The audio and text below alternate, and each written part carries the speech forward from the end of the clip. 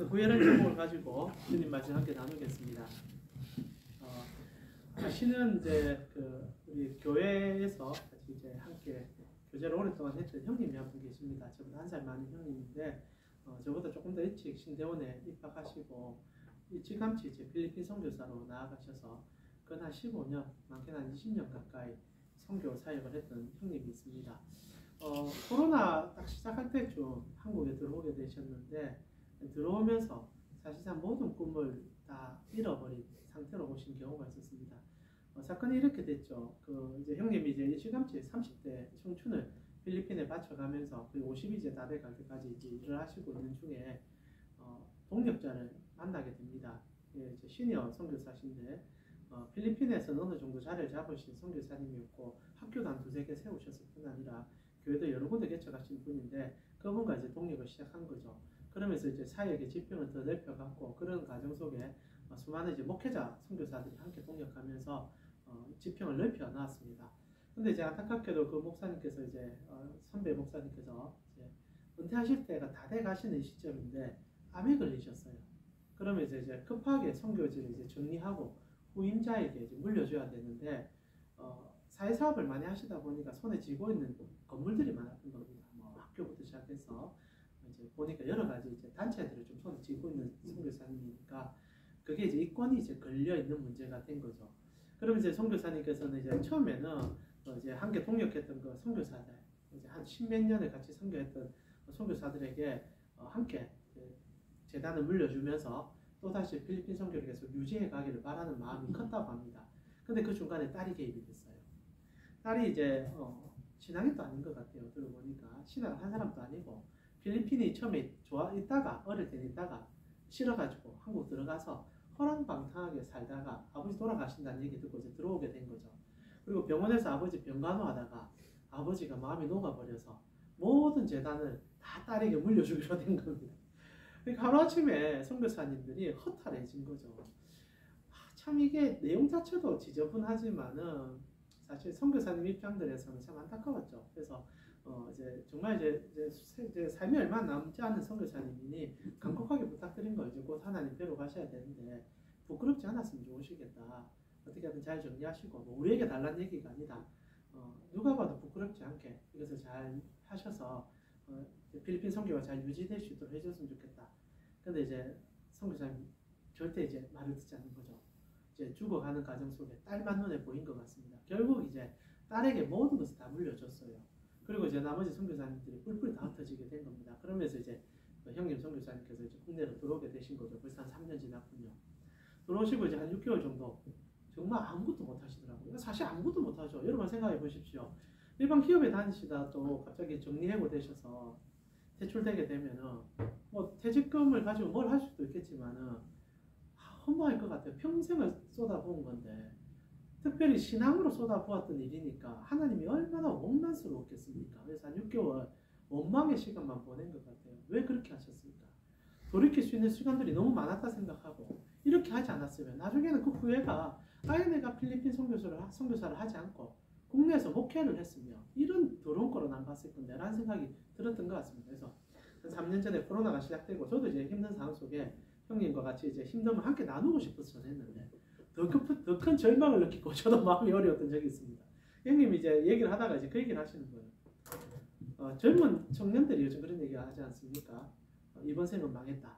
딱 그 말을 하더라고요. 농담처럼 하지만은 사실 목사나 선교사가 할 얘기는 아니잖아요. 뭐 이번 생이 어디 있습니까? 우리는 유일한 생밖에 없습니다. 오직 주님께 갈 생밖에 없는데 형님이 이번 생은 망했다.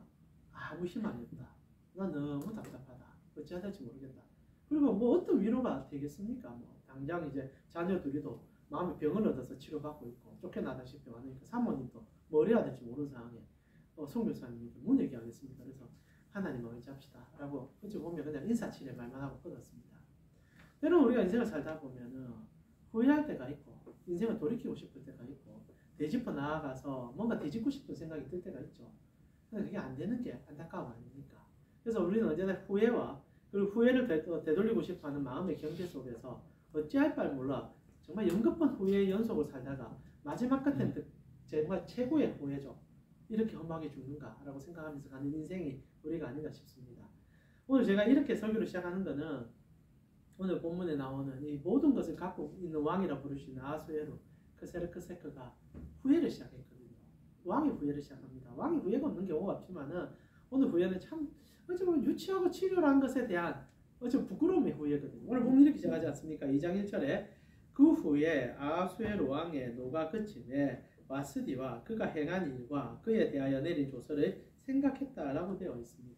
자, 저번 주 설교 혹시 기억하시는 분도 계시고 듣지 못한 분도 계시겠지만 왕이 크세르크세크가 아하수에로 왕이 이제 자기의 실패를 만회하고자 잔치를 열었습니다. 그리고 나서 그 잔치에 모든 사람들 초대하고 국가적인 잔치까지 온 국민 다 참석하는 축제를 열어줬는데 한 사람이 반대를 한 거예요. 그게 이제 왕후 와스디입니다.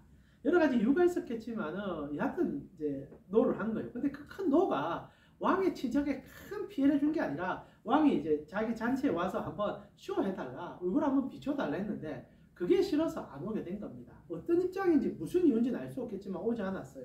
그게 기분이 상했습니다. 그래서 화가 난 상황에서 이게 이제 개인의 화를 이렇게 여러분 참 못된 게 뭔지 압니까? 사람이 화가 나면은 내 화를 동조해 줄 사람을 찾습니다. 내 잘못이 내 속에 있는 분노가 의로운 분노인가를 꼭 확인받고 싶어 하거든요. 그러다 보니까 왕이다 보니 우리 같은 경우는 그냥 친구나 하나 만나서 하여튼 우리는 이제 술을 안 마시니까 콜라 한 잔 마시면서 허심탄회하게 오징어 뜯으면서 남을 씹듯이 씹으면 되지만은 왕이다 보니까 이게 규모가 커진 거예요. 그래서 7도에 있는 지식인들을 불러낸 겁니다. 신하들을 불러서 최고의 지성들을 불러서 너무 화가 난다. 이거 어떻게 해야 되냐? 내 분을 풀 방법이 없다. 이렇게 얘기하니까 이 강교한 이 신하들이 정치적 계략을 펼쳤다고 저번 주에 말씀드렸습니다. 그러면서 그들이 던진 이 굵직한 떡밥은 이제 희생양이었죠. 왕이 이 기회가 너무 좋은 기회입니다. 와스디를 아예 폐비시키고 그리고 와스디가 여성으로서 하지 못할 일을 한 것을 온 세상에 알림을 통하여서 남성들의 표심을 얻어봅시다. 그래서 이제 왕후 와스디가 집안에서 위계를 무너뜨린 여성이다. 그러면서 각도의 언어로 이제 공문을 보내면서 와스디를 통하여 남녀 차별을 다시 한번 부각시키고 그러면서 시대의 그런 이권을 가져가려는 이 어찌 보면 한 사람의 희생양을 통하여 모두가 같이 한번 이겨보자라는 심보로 와스디를 폐위를 시켜버립니다. 얻었어요. 승리했습니다. 그렇게 하면서 이제 사실 1장 마지막 절에 보게 되면은 여러분 온 국민의 그 조소받고 좋아합니다. 특히 이제 남성들 좋아하거든요. 혹시 뉴스 보셨는지 모르겠지만 지금 딱 우리나라도 그러고 있습니다. 저는 뉴스로만 밖에 못 봤는데 넥슨인가 게임 회사가 있다면서요. 유명한 게임 회사에서 이번에 또 메갈리즘이라니까 그 여성들 중심으로 해서 하는 이 손가락 모양이 있더만요. 혹시 아십니까? 이러면서 남성에 대한 비하 표현을 하는데 그거를 게임 영상에 삽입을 해놨었습니다. 그러면서 이제 그 엔터테인먼트 이제 회사가 이제 뒤집어지면서 지금 20대 남성들이 지금 난립니다. 예, 20대 남성들이 또 다시 이제 불이 붙는 거죠. 불이 붙으면서 여성과 남성이 지금 또 갈라지면서 막 서로가 막 난리가 나는데 그보다 더한 일들이 이제 이 페르시아에 일어난 거죠. 그러고 나서 왕이 이제 어찌 보면 이제 좋은 이벤트를 얻게 된 겁니다. 그러면서 잔치로 얻지 못했던 자기의 위상을 이제 갈라치기를 통해서 얻게 됐고 충분히 얻을 것을 다 얻은 겁니다. 근데 말입니다. 시간이 흐르니까 감정은 식어가고 이성이 살아나기 시작한 거죠. 불붙는 화 때문에 왕후를 폐비시켰습니다. 앞뒤도 안 달아보고 화를 냈는데 이 노련한 정치인들, 신하들이 그것을 이용해서 자기 이권을 찾은 거죠. 왕은 노림당한 거고 조림당한 겁니다. 모르고 있었던 거예요. 근데 이제 그렇게 끝나고 나서 세월이 조금 더 지나니까, 시간이 조금 더 지나니까 내가 지금 무슨 짓을 했는가 싶은 거예요. 와스디가 생각이 난 겁니다. 참 좋은 왕비였던 것 같아요. 생각이 난 거 보니까. 잘해줬어요. 그날 참석 안 한 것도 분명히 뭔가 이유가 있었던 겁니다. 그리고 오늘 2장 1절에 그 후에 라고 시작하죠. 저는 이 후에, 지금 후회로 느껴집니다. 후회가 아니라 그 후에, 이제 시간이 지난 후에 생각이 난 거예요. 와스디가 그가 행한 일들이 생각이 난 거예요. 그리고 그에게 내렸던 조서가 생각이 나면서 이제 말 그대로 후회를 시작하는 거죠. 와, 이거 왜 그랬지? 내가 왜 그런 짓을 했을까? 그때 신하들은 왜 나한테 그런 말을 했지? 이걸 가지고 내가 얻은 게 뭐지? 실제로 내가 정말 이렇게 해서 내가 정말 내가 지금 정말 지금 이 자리에서 내가 뭘 하고 있는 걸까? 엄청난 후회가 그의 가슴을 때리기 시작한 겁니다. 사실상 가정이 파탄됐지 않습니까? 왕이니까 뭐 결혼이라는 것이 정략적인 관계로 이루어졌겠지만 그래도 항상 사랑했던 자한테 빕니다. 그런데 감정 하나로 내칠 수 있었고 내쳐버렸죠. 이제 후회가 뿌린 듯이 몰려오는 겁니다. 사람은 누구나 후회한다는 겁니다. 오늘 왕도 자기가 한 일에 대한 후회를 거듭하고 있죠. 자, 그런데 문제가 뭔지 아십니까? 후회라는 마음이 들 때 우리는 그 후회를 돌이키고 싶어 합니다. 이제 여기부터 큰 패착이 시작되는 것을 여러분 좀 알 필요가 있어요. 여러분 후회하는 마음은 없을 수가 없죠. 자, 여러분 2023년 후회하는 일 있으십니까? 아니면 뭐 평생 살아오시면서 이거 하나는 돌이키고 싶다는 거 있으십니까? 결혼? 아니면 직장? 후회 안 하시죠? 후회 안 하시죠? 저만 이 영상이 촬영돼서 이런 말 위험한데 예, 저는 너무 행복합니다. 결혼도 너무 잘해서 예, 한 번씩 아내에게 보면 쫓겨날까 후회할 때가 있긴 하지만 예, 하여튼 후회라는 건 누구나 할 수 있지요. 그러나 여러분 그 후회를 돌이키려고 한다면 정말 돌이킬 수 있을까요?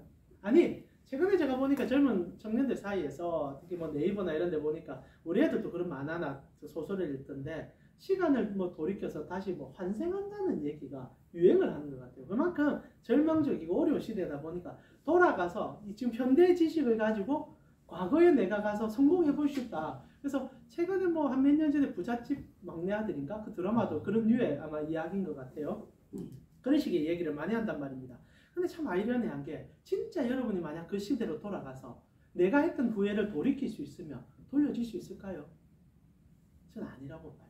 왜냐하면 사람은 어리석습니다. 똑같은 실수를 반복할 거예요. 오늘 내가 아무리 후회하는 감정을 가지고 그대로 가도 나는 바뀌지 않아 있습니다. 그럼 내가 조금은 바꾸겠지만은 결국 똑같이 돌아갈 거예요. 어떻게 알 수 있냐고요? 왕이 후회하면서 하는 선택을 보면 알 수 있기 때문입니다. 왕이 후회를 해요. 와스디를 바라보면서 내가 왜 그때 그랬을까? 그리고 이 감정을 어떻게 풀 수 있을까? 나는 그때 그 선택을 어떻게 하면 돌이킬 수 있을까? 왕이다 보니 힘이 있고 재력이 있으니까 돌이킬 수 있다는 착각에 빠지기 시작합니다. 이게 사실 굉장히 위험하죠. 오히려 그것을 극복하고 나아가면 되는데 돌려보고 싶어서 다시 신화를 모은 겁니다. 내가 후회한다. 내가 와스디에 대한 감정이 잘못된 것 같다. 이거 어떻게 해야 될까? 여기서 노련한 또 정치인들은 자기 이권을 참견입니다.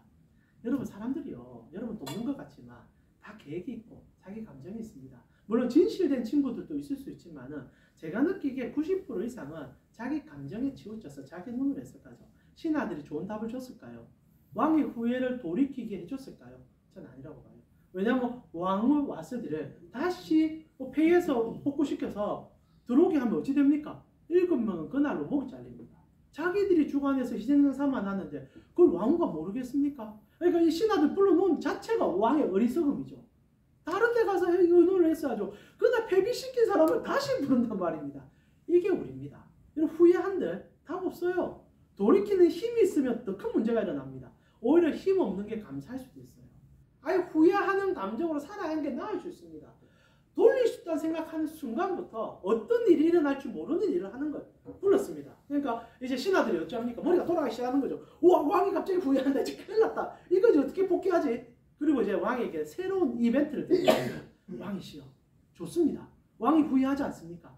그럼 이제 왕비가 필요하게 되는 거니까 우리 이벤트 크게 한번 합시다. 전국에 방을 내려서 이전에는 전부 족벌 체계로 이제 신하들 가운데 정적인 관계 속에서 이제 추대했는데 지금 그런 걸로는 이제 와스디의 그 엄청난 그 이제 세력을 무너뜨릴 수가 없으니까 그냥 아예 공개적으로 왕후를 뽑읍시다. 토너먼트 합시다. 그래서 전국에 방을 내려가지고 뭐 이제 도마다 예쁜 여자들 좀 다 불러가지고 이제 소위 말하는 이제 미스 페르시아가 시작된 겁니다. 그거 합시다 한 거예요. 문제가 뭔지 압니까? 왕이 너무 좋아하는 거예요. 이게 왕입니다. 지금 와스디 때문에 마음 아팠거든요. 근데 토너먼트 합시다. 가장 이쁜 여자를 뽑아봅시다. 왕의 시가 자극적이고 온 국민이 좋아할 겁니다. 와스디가 사라지는 거예요. 후회한들 뭐합니까? 후회해서 돌이키면 뭐합니까? 내 감정대로 내가 좋은 걸 선택하는 게 우리인데요. 돌아가서 그 사람을, 돌아가서 그 일을, 돌아가서 그 어떤 현상을 못 바꿔요. 안 바뀝니다. 결국 더 지저분해지고 더 처참해지는 게 우리 아니겠습니까?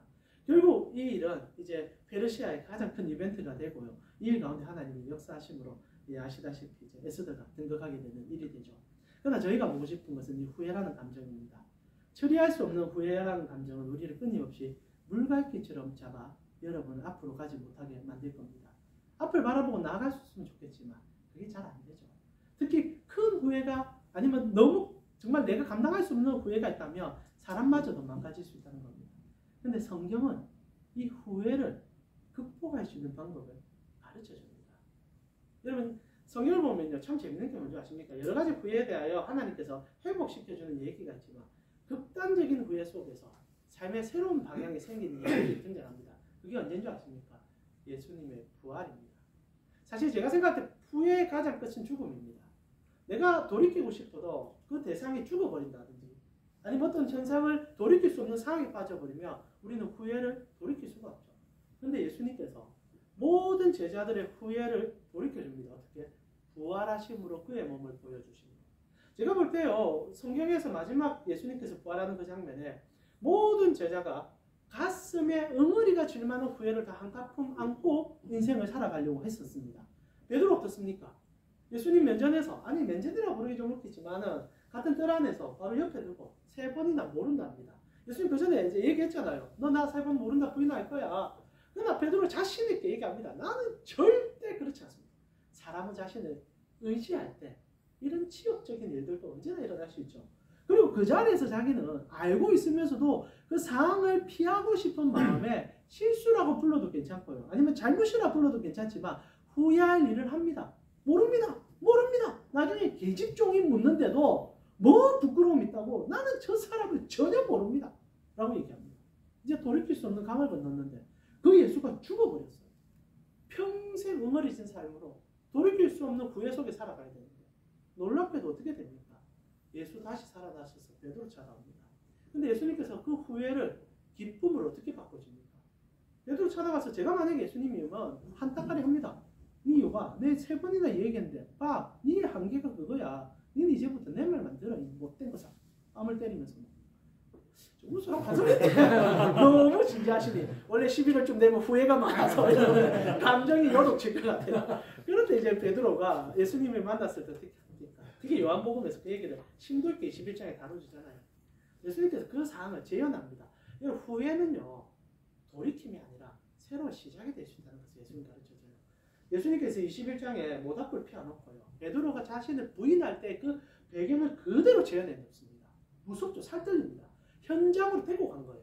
그리고 베드로가 그걸 보자마자 너무 무서웠을 거예요. 한번 덮어주고 지나가면 괜찮은데 그게 덮어준 게 아니지 않습니까? 이제 끄집어낸 거예요. 우리의 후회를 끄집어내시는 예수님은 치료하기 위하여 그 부활을 하신 분이라는 거죠. 그리고 베드로에게 딱 3마디 합니다. 네가 나를 사랑합니다. 네가 나를 사랑합니다. 네가 나를 사랑합니다. 베드로 말 못하죠. 주님만이 하십니다. 주님만이 하십니다. 주님만이 하십니다. 그리고 예수님께서 베드로에게 이제 괜찮다. 내 양을 치라. 먹이라. 그날 베드로가 모든 후회가 사라지고 부활한 거예요. 사람의 육체가 부활하는 게 아니라 영이 살아난 거예요. 이제 베드로는 용서받았고 기뻐하고 평생을 주의 위해서 삽니다. 이런 제자는 베드로뿐이 아니죠. 도마 어떻습니까? 예수님이 죽는 날 자기의 꿈이 사라져서 후회하면서 방구석에 처박혀가지고 다시 안 나옵니다. 사람들이 찾아가서 얘기해요. 예수 부활했다. 나가자. 못 믿겠다. 나는 이제 더 이상 예수라는 인물을 따르고 싶지 않다. 너희 헛소리 따르고 싶지 않다. 내 눈앞에 나타나가지고 눈으로 직접 보고 내가 찔러보고 만져보면 내 그때 안 믿을 수 있다. 예수 어떻게 합니까? 진짜 나타나서 얘기해요. 도마야 만져보고 찔러보고 이제 믿음 없는 사람 되지 말고 믿는 자 되자. 도마가 안 찔러봅니다. 성경 안 찔러봐요. 그냥 그 자리에서 꾹 부러져서 부활합니다. 주님, 내 꿈이 사라진 게 아니라 다시 살려주신 거군요. 나 주를 위해서 살겠습니다. 인도까지 가서 숨겨나갑니다. 막달라 마리아, 예수님 무릎 앞에서 펑펑 웁니다. 예수님이 자신의 소망이었는데 근데 예수님이 살아나셔서 마리아를 불러줍니다. 마리아야, 눈이 떠지죠. 이제 가서 제자들에게 내가 살아났음을 말해주라. 마리아는 그 인생 그 자리에서 새로운 부활을 맞이합니다. 이런 후회는 안 할 수가 없고 돌이키는 것은 더 이상 불가능합니다. 근데 우리에게 있는 것은 무엇입니까? 부활입니다. 여러분 단순히 부활을 사람이 죽어서 살아나는 것으로 끝으로 얘기하면 안 돼요. 여러분의 인생의 부활입니다. 후회하는 것도 부활시켜줄 겁니다. 돌이키고 싶은 것도 부활시켜줄 겁니다. 왜? 영원하신 하나님이 시간의 주권자로 여러분의 삶에 개입하고 계십니다.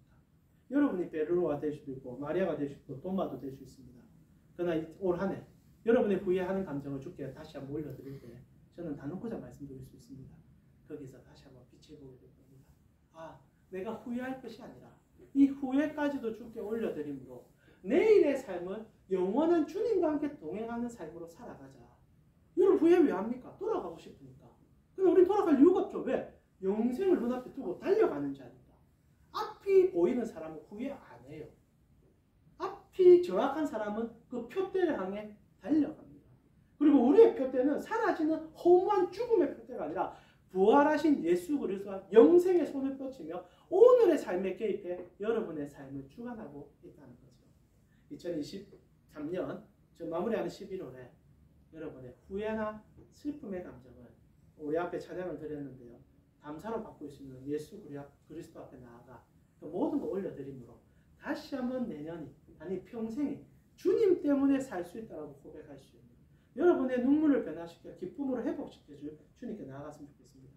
제가요 그래서 마지막으로 말씀드리고 싶은 아까 말했던 그 처음 시작할 때 우리 선교사님 내 인생 이제 망했다는 선교사님 한 코로나 시간에 하나님을 다시 경험하게 됐어요. 참 감사한데 저는 주님 만나면 부활하더라고요. 형이 부활했어요. 어떻게 부활했냐면 상황이 좋아져서 부활이 아니라 처음의 꿈을 다시 한번 해보겠더라고요. 전화 다시 드렸습니다. 형이 이래 말합니다. 내가 원래 필리핀 갈 때 한 영혼을 살리고 싶어서 갔다. 근데 어느 순간에 건물과 목사와 행정이 내 안에 들어오니 내가 지금 후회하더라. 이제 다시 깨달았다. 영혼 살리는 일을 해야 되겠다.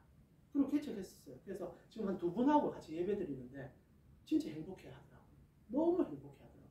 왜냐하면 같이 주님을 기뻐할 수 있으니까.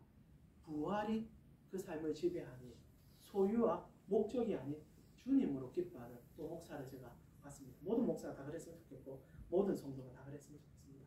이제 우리 한번 기도하면서 2023년 한번 정리하면 어떨까요? 후회할 일이 많으실 겁니다. 저도 2023년 정말 후회 많이 됩니다. 그러나 이 설교를 저에게도 합니다. 후회하기 이전에 주님께 나아가 봅니다. 왜 주님께서 이 일을 허락하셨습니까? 그리고 이 계획을 통하여 나는 어떤 일들을 또다시 보게 될 것인가?